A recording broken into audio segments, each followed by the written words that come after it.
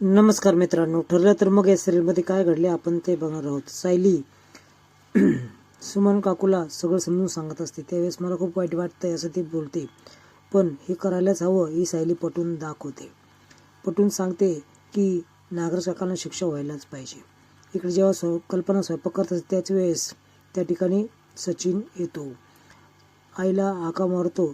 त्यावेळेस ती खूप चिडते. तू इथं का आला आहेस, तू इथं निघून जा असं ती जोरात ओरडते. इकडे सायली आणि सुमनचं काय चालू आहे हे बघायची आतुरता या नागराला लागलेली असते. अर्जुन तिला समजून सांगतो तरीही तो हिच्या हातात ताट घेतो आणि वर जातोच. त्याला जेव्हा बघते त्यावेळेस ही पुन्हा ओरडायला लागते, पुन्हा त्रास होतो असं दाखवायला लागते.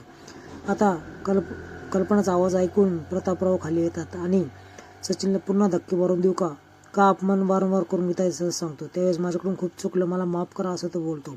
त्याच्या वेळेस पुन्हा अर्जुन त्याच्या कानामागं मारतो. मारल्यानंतर कितीही मारस ते मार, पण मला माझ्या बायको आणि मुलापासून दूर नका लुटू, कारण त्यांच्या सुखासाठी मी माझी नोकरी गमावली आहे.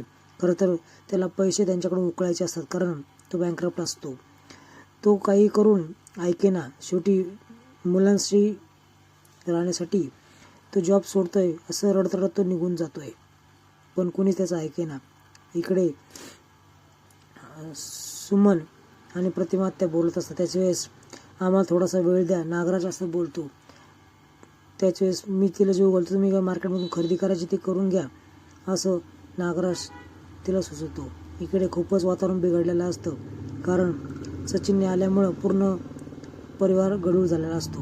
आता या सुमनला बळजबरी नागराज उठवतो आणि तिला जीव घालण्याचा प्रयत्न करतो. चिवचा खवचा घास देऊन बोलतो आणि नागराजचा घास देखील बोलतो. इकडे ज्यावेळेस अश्विन त्या ठिकाणी येतो त्यावेळेस अक्षरशः तो बहिणीला जवळ करतो आणि तुझ्यावर वाईट वेळ आली, किती वाईट गोष्ट आहे असं तो बोलतो आणि याला काहीतरी मार्ग काढलाच पाहिजे. त्याच वेळेस अर्जुन मी आत्ताच आता तिकडे जातो आणि त्याच्या आईला सगळं सांगून टाकतो असं बोलतो. त्यावेळेस अश्विन देखील त्याच्याबरोबर जायला लागतो. त्याच वेळेस पूर्ण आजी अडवते आणि आत्ता डिलिव्हरी महत्त्वाची आहे, बाकीचं काहीच महत्त्वाचं नाही असं बोलून दाखवते. इकडे सुमनला तो घास भरत असताना तिला काही आठवत नाही याचा त्याला खूपच आनंद होत असतो, कारण त्याने एवढा त्रास दिलेला असतो. पण ही नाटक जी करते ती नाटकातून असं ठरवते की आता सत्य वधून घ्यायचं. तू तू तू तू मला बांधलंस, तू मला तोंडात बोळा कोंबलास असं ती आठवायचा प्रयत्न करते, पण आठवत नाही म्हणून याला खूप हसू येतं असतं. नागराज खूपच गॅम्बलर असल्यासारखं त्याला स्वतःला समजत होता. इकडे सायली आणि अर्जुन चर्चा करत असतात की काय करायचं पुढे.